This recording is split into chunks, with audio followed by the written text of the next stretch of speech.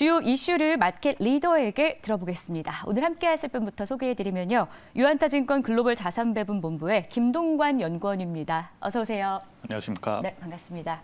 자, 먼저 오늘 주제부터 저희가 체크를 해보도록 하겠습니다. 화면으로 주제 확인하시죠.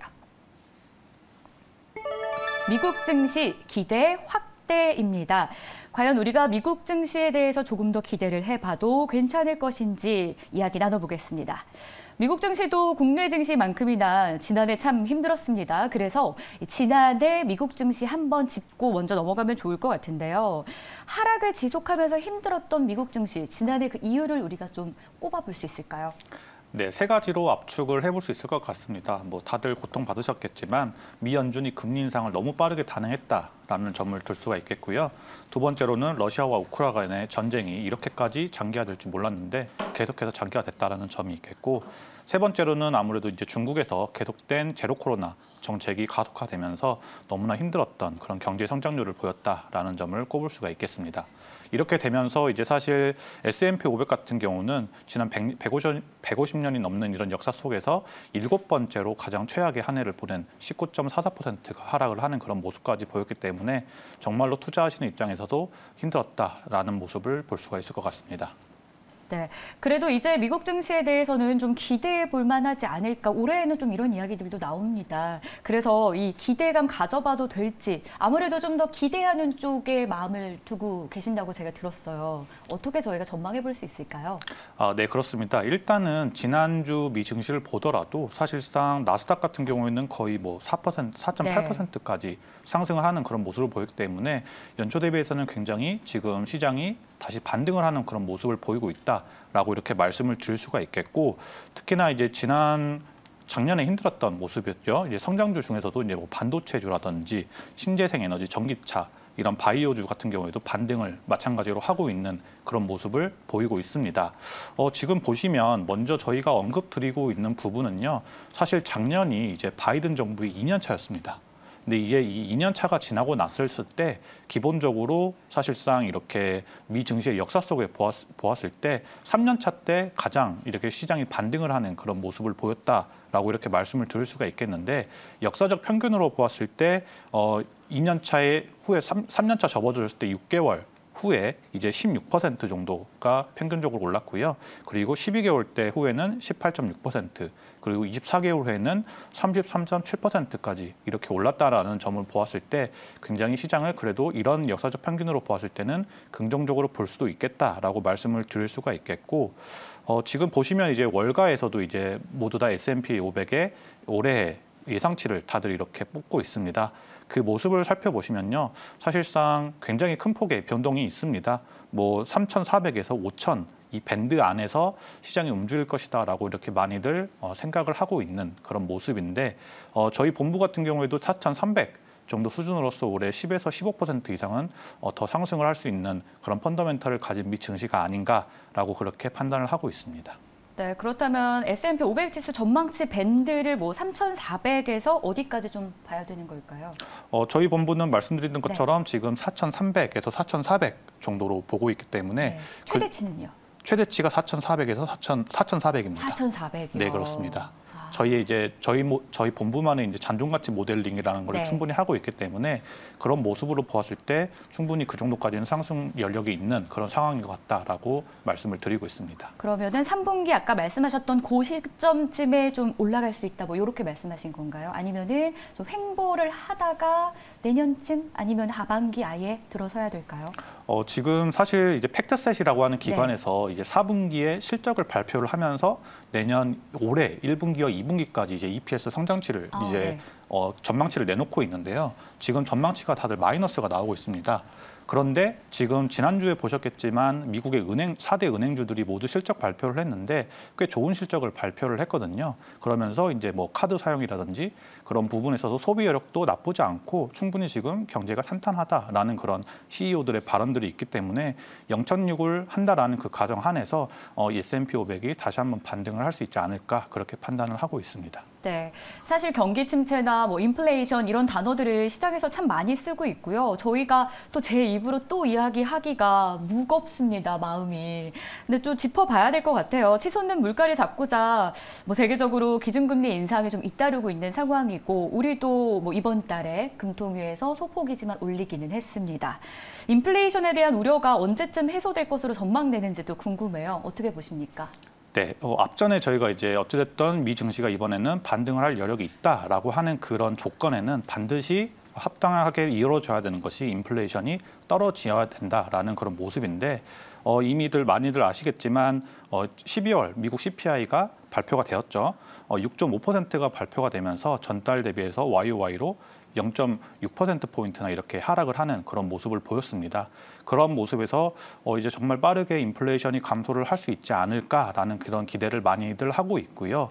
거기에 있어서 이제 저희가 증명을 할 수 있는 부분이다라고 하는 부분에 있어서는 지금 뭐 에너지라든지 그리고 저희의 금속이라든지 비철 금속이라든지 그리고 곡물 같은 그런 모든 지수들이 지금 사실 제자리를 찾아가고 있는 그런 모습을 찾고 있다라고 이렇게 말씀을 드릴 수가 있겠습니다. 그런 모습들과 더불어서 사실 지난주에 이제 가장 사실 뭐랄까요? 시장이 반등을 할 수 있는 그런 재료가 되었다라고 말씀을 드릴 수가 있는 게 바로 이제 임금 상승률 관련된 부분입니다. 사실 계속해서 미 연준 의사들이 계속해서 금리를 올려야 된다라는 그런 스탠스를 보였던 가장 큰 이유가 우리 미국 시장에 있어서 이런 지금 실업률도 너무 낮고 너무 지금 이 노동 시장이 좋기 때문에 임금 상승률도 계속해서 증가하는 거 아니냐라는 그런 모습을 보이고 있었는데 다행히게도 이번 달에 발표된 그런 임금 상승률을 보시면 YOY로 했을 때 4.8%를 예상을 했는데 4.6%가 발표가 되었고요. 이는 굉장히 좋은 모습이다라고 이렇게 해석이 되면서 이런 모습에서 시장이 이제 더 이상 금리를 빠르게 올리지는 않겠구나라는 그런 모습을 보이면서 이러한 임금 상승률이 나왔을 때 드디어 이제 미 연준의 금리 인상률에 관한 전망치가 0.5%포인트에서 0.25%로 거의 다 확정하다시피 뭐 이러한 예상치가 90%까지 올라가는 모습이 나왔기 때문에 충분히 인플레이션을 더 이상 인플레이션이 둔감하게 될 것이다라고 이렇게 판단을 하고 있는 것 같다라고 말씀을 드리고 있습니다. 네, 임금 상승률이 아무래도 시장에 미치는 영향이 크기 때문에 이로 인해서 금리 인상은 조금 더뎌질 수 있다 정리를 좀 해주셨는데요. 앞전에 뭐 금속이라던가 곡물 가격 이야기도 짚어주셨어요. 임금보다는 영향이 크진 않겠지만 그래도 각 종목별로는 섹터 안에서는 영향을 미칠 수밖에 없는 지수들이잖아요. 이거는 언제쯤 좀 회복이 될 것으로 전망하시는 거세요? 이미 이제 사실 굉장히 유가라든지 천연가스 가격만 하더라도 사실 지금 거의 절반 이상 빠졌던 그런 모습을 나타내고 있고 에너지에서도 유가가 가장 큰 비중을 차지하는 부분에 있는데 사실 이게 굉장히 말이 많습니다. 당연히 이제 중국이 다시 한번 이렇게 리오프닝을 하게 되고 경제가 활발하게 된다면 당연히 이제 유가에 대한 수요가 늘어나기 때문에 유가가 이 정도의 가격에서 더 오를 수도 있다라는 이런 얘기도 나오고 있지만 한편으로는 중국을 제외한 나머지 국가에서 경기 침체에 대한 그런 우려로 인해서 에너지에 대한 수요가 그렇게 많지 않다면 어느 정도 하방 압력을 계속해서 받을 수 있다라는 이 의견이 서로 상반되고 있다라는 점에서는 에너지 얘기를 들을 수가 있을 것 같습니다. 네, 완전히 회복되기까지 시간은 걸리겠지만 그래도 좀 지지를 잘 하면서 유지가 될 것이다. 뭐 이렇게 정리를 해주십니다. 이어서는 저희 경기 침체 이야기도 조금 더 짚어보겠습니다. 전형적인 경기 침체의 징후라고 하잖아요. 장단기 금리 역전이 이미 지난해에 벌어졌습니다. 그렇기 때문에 올해에 대한 불안감도 더 커지는 게 사실인데요. 장단기 금리 차를 봤을 때 경기 침체 꽤 더 길어지게 될까요? 네, 그렇습니다. 장단기 금리 차를 사실 굉장히 많은 분들께서 작년부터 시작해서 주목을 받게 되면서 다들 아시고 있는 내용이라고 믿습니다. 지금 먼저 장단기 금리 차를 보시면 10년 마이너스 3개월 장단기 금리 차는 마이너스 1.18 그리고 10년 마이너스 2년 장단기 금리 차는 마이너스 0.73 수준으로서 역대 역사상 가장 큰 장단기 금리차를 나타내고 있다라는 측면에서 당연히 이러한 부분에서 이제 경기 침체가 오는 게 불보듯 뻔하고 그에 따라서 우리는 뭐 주식시장에 더 이상 투자를 하면 안 된다라는 이런 얘기를 하십니다. 그런데 지금 차트에서 보시는 것처럼 장단기 금리가 역전이 되면 레이스를 하듯이 바로 경기 침체가 오고 주식시장이 이렇게 폭삭 망하는 그런 모습을 나타낸다라는 게 아니고요. 지금 보시면 평균적으로 보았을 때 16개월에서 17개월 뒤에 이제 정확히 경기 침체 그런 부분이 온다라고 역사적으로 얘기를 해주고 있습니다. 그렇기 때문에 장단기 금리차가 역전되었던 순간이었던 2022년 하반기 정도와 지금 16개월을 더했을 때 2024년 정도가 되었었을 때 경기 침체에 대한 이슈가 더욱더 불거질 수도 있다라고 저희는 판단을 하고 있기 때문에 이러한 부분에서 어떠한 미국 경제가 지금 펀더멘털을 가지고 있느냐를 굉장히 중요시하게 여겨야 된다라고 말씀을 드리고 있겠고요.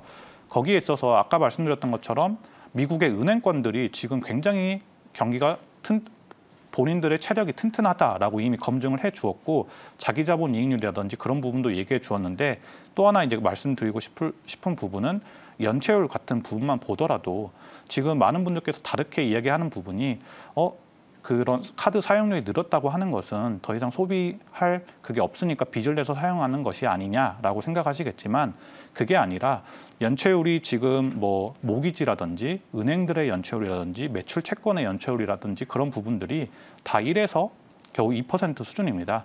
이 부분은 이제 2008년도 금융위기 때 보시면은 거의 뭐 10% 정도까지 갔었던 부분에서 너무나 낮은 연체율이다. 즉 소비자들이 충분히 더 대출을 받을 수 있는 여력이 있고 개인 소비자들에 대한 그런 건강이 굉장히 재무적인 건강이 튼튼하다라고까지 말씀을 드릴 수가 있기 때문에 이러한 부분에서 굉장히 지금 미 증시가 바로 이렇게 경기 침체로 가기에는 충분히 건강하고 연착륙을 할 수 있다라고 이렇게 말씀드릴 수가 있겠습니다. 네, 펀더멘털이 중요한데 일단 펀더멘털 강하다. 이대로 좀 잘 갈 수 있을 것이다. 이렇게 이야기해 주셨습니다. 중국 시장도 점검을 해봅니다. 아무래도 미국과 중국 이야기가 나오면 글로벌 시장에서 많은 흔들림과 또 안정감을 찾지 않습니까? 이번에는 사실은 흔들림이 더 많았던 시기가 저희 주변에 많았었어요. 현재 중국의 경제 상황 어떤지 좀 궁금해요. 일단 22년 중국의 GDP가 전년 대비 3% 증가했다. 이런 소식을 저희가 들었고요. 4분기 성장률은 2.9% 기록했는데요. 저희가 중국의 현주소 좀 어떻게 봐야 될까요? 네, 중국 같은 경우에는 어제장에서 이렇게 하락 반전을 하는 그런 모습이 방금 앵커님께서 말씀해 주신 GDP 성장이 항상 목표했던 5%가 넘지 못했다라는 이유로 이렇게 하락 반전을 했는데 그러한 부분에서 어찌됐던 연초부터 그리고 계속해서 얘기가 나왔던 부분은 어찌됐든 중국 정부에서는 경제를 살리겠다라고 모두 답안지를 내주었습니다. 그렇기 때문에 이러한 부분에서 지금 보시면 미국과 중국 간의 지금 GDP 성장률의 올해 전망치를 보시면요. 중국 같은 경우에는 기관에서 거의 4.5% 수준의 GDP 성장률을 보일 것이다라고 그렇게 얘기를 해주고 있습니다. 이는 미국이 올해 뭐 0.5% 정도 GDP 성장률을 나타낼 것이다라고 하는 측면에서는 정말 중국이 올해는 더 반등을 할 수 있는 그런 모습을 나타내고 있다라고 말씀을 드릴 수가 있겠고요. 그리고 지금 전망이 되고 있는 부분 중에 하나가 중국이 GDP로 보았을 경우에는 전 세계의 19% 정도를 차지를 하고 있는데 성장률 측면에서는 글로벌리하게 30% 정도를 차지하고 있다. 즉 중국이 시장을 반등을 하면서 계속해서 경기를 회복한다라고 했을 경우에는 글로벌 증시, 특히 미국 증시에도 순풍이 불 수 있고 국내 증시에도 순풍이 불 수 있다라고 저희는 판단을 하고 있습니다. 네, 훈풍이 불 수 있다라고 판단을 하신다 하셨는데 그렇다면 정말 중국 경제가 좀 회복될 것으로 보시는 거세요?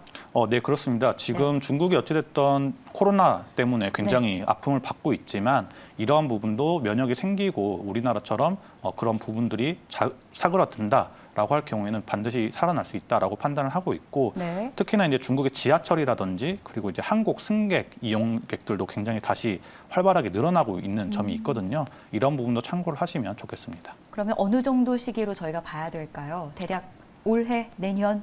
길게 볼까요? 짧게 볼까요? 올해도 가능하다라고 판단을 하고 있는 게 이제 이번 주에도 이제 MRP 금리라든지 그런 부분 금리 인하를 지금 다들 전망을 하고 있거든요. 그런 부분에 있어서 계속해서 부동산도 그렇고 민생들의 경제도 책임을 져야 되는 그런 중국 정부이기 때문에 금리 인상을 뭐 단행을 하지 않는다라는 점에서 충분히 상승할 수 있다라고 저희는 판단을 하고 있습니다. 네. 중국까지 저희가 이야기를 해봤습니다. 자, 그렇다면 앞서서 미국과 중국의 경제 상황을 토대로 이제 미국 증시에 대해서 좀 기대를 가지는 시기라는 이 부분을 저희가 좀 눈에 띄었습니다. 2023년 올해 글로벌 증시에 대한 투자 전략을 좀 정리해 주신다면 글로벌 증시입니다. 어떻게 보시는지 부탁드릴게요. 네, 글로벌 증시에서는 당연하게도 이제 어느 어느 국가가 어느 정도 비중을 차지를 하고 있느냐를 가장 주목해 봐야 되는데 당연히 미국이 지금 전 세계 GDP의 60% 정도를 차지하고 있다라는 측면에서는 당연히 미국 증시의 전체 100% 포트폴리오에서는 그 정도 60% 이상은 가지고 가는 게 맞다라고 저희는 판단을 하고 있고요. 그리고 중국도 전체 GDP의 10에서 15% 정도를 차지하고 있는 부분이다라고 했던 측면에서는 중국 증시가 더 좋아진다라는 측면까지 고려를 했을 경우에는 15에서 20% 정도 포트폴리오 비중을 가져가면 좋겠다 그렇게 판단을 하고 있고 마지막으로 좀 집중해서 얘기를 드리고 싶은 것은 이런 국가적인 포트폴리오 배분과 더불어서 성장주와 가치주 중에서 어느 부분을 더 집중을 해야 되느냐로 얘기를 해보았을 때 아까 말씀드렸던 장단기 금리 차가 0% 이하로 떨어졌을 경우에는 확률적으로 역사적 평균을 보았을 때 성장주가 더욱더 아웃퍼폼했다라는 모습을 지금 차트에서도 보실 수가 있거든요. 그렇기 때문에 이러한 모습에서 보았을 때 굉장히 힘들었던 성장주가 있었겠지만 지금 굉장히 펀더멘털이 좋고 충분히 채무 비율이 적고 굉장히 건강한 그런 성장주 그리고 무량주들이 많기 때문에 그러한 성장주에도 집중을 하는 것이 조금 더 좋은 선택이 아닐까 그렇게 말씀을 드리고 싶습니다. 네, 성장주에 조금 더 집중 가져주셨는데 그렇다면 가치주 중에서는 전혀 저희가 볼 만한 게 또 없진 않을 거 아니에요. 가치주에 대해서는 어떻게 생각하세요? 네, 가치주 비중은 저희는 30% 정도는 30%요. 가지고 된다라고 말씀을 드리고 있고 네. 그 안에서는 미국 경기가 회복한다라고 했을 경우에는 주택건설 쪽도 굉장히 주택건설이요. 좋게 보고 네. 있고 소비주도 좋게 보고 있고요. 원자재, 금융, 그리고 고유 에너지까지 살펴보시면 좋겠습니다. 네, 알겠습니다. 자, 이렇게 해서 저희 미국에 대한 증시 전망도 함께 글로벌한 시각까지 살펴봤습니다. 오늘 이 시간 유한타증권 글로벌 자산배분본부의 김동관 연구원 함께했습니다. 오늘 말씀 고맙습니다.